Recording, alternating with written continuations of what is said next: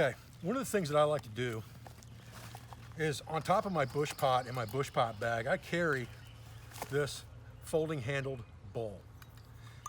And this is a great piece of kit because it's so multifunctional. I can use this thing as a cup to drink out of. I can use it as a bowl to eat out of. But one of the things that a lot of people don't understand is I can also make a handle for this because of the way it's constructed. And I can use it for cooking over the fire as a deep pan or a saucepan to make hot cereals, oatmeals, and things like that in.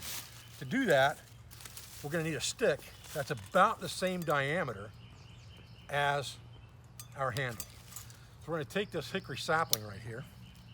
And the reason I know this sapling is a hickory is number one, by the color of the bark, and number two, by the way the branches are growing out.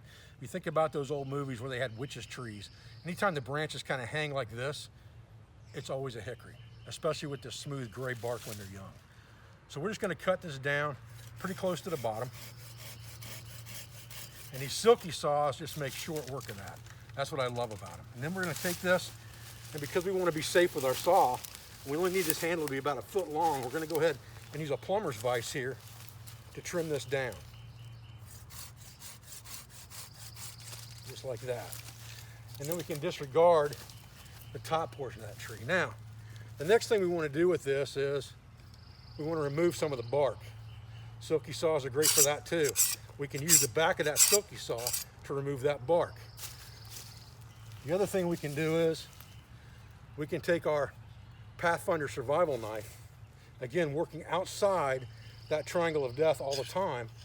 That sharp spine will remove that material. The reason that's important is because the more carving I have to do with this knife, the more I dull that blade. The more I dull that blade, the more maintenance and sharpening it's going to take to get it back to where it needs to be to cut.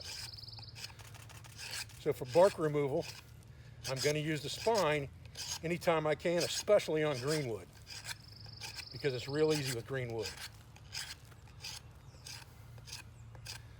Now, the other great thing about having that sharp spine is that I can actually use this for a spoke shave. If I know that I'm a little bit too large in diameter, I can use this on some type of an anvil, and you don't want to be running your knife into the ground and into the dirt and into rocks and things like that.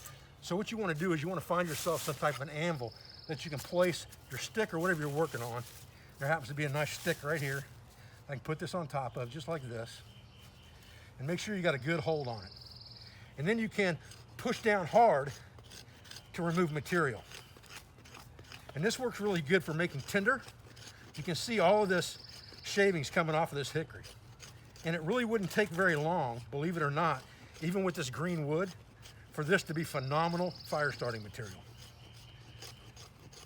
All it has to do is dry out.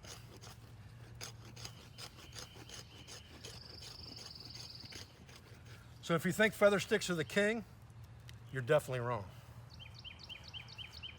Shavings are the king.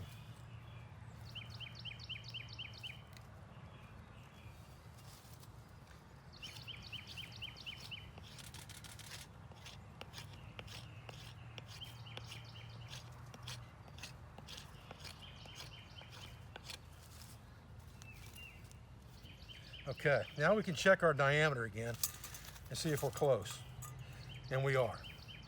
Now what we need to do is we need to measure this off a little bit and put a little bit of a step in the front of this, and we use our saw for that. So we'll come in here and we'll cut about halfway through the material, just like that. And then we can do one of two things. We can shove our knife blade in there and just pop, and that'll knock that chunk out of there. That saves us from having to do any baton work that we may have to do, and you can see I've got a solid stop right there. I can cut toward myself right here because I have a solid stop. If I didn't have a solid stop right there and I could run into my hand, I would never do that. Okay, that's the handle. That's all we really need. Now all we're going to do is we're going to pull this locking mechanism back just a little ways. We're going to shove this inside, and we want this to come over the top. And it takes a little bit of finagling to get this to happen, and you may have to make your stick a little bit smaller or make your step a little bit deeper. If it's not going to go in there real easy, then you just make your step just a little bit deeper. And that's what we're going to do. We're going to make the step just a shade deeper.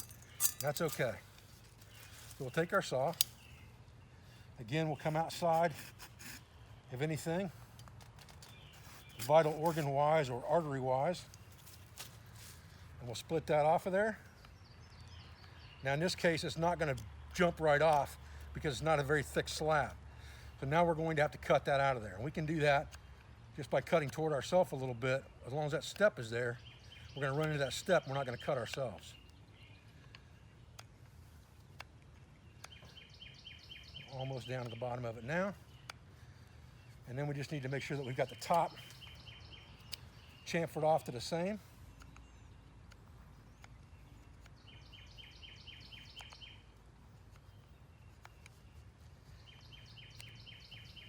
Just like that.